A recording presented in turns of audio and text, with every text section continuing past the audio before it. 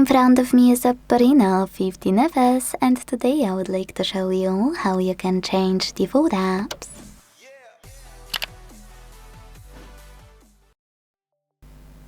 Start by opening Play Store to download all of your apps you wanna set up as new defaults. I wanna change my browser, so I downloaded Firefox. After all of your apps are ready, go into Devices Settings and scroll to tap on Apps section available here. Now select Default Apps and tap on one of those sections you wanna manage. As I mentioned, I want to change my browser, so I have to click here on Browser App 1. Click Firefox to apply it and go back.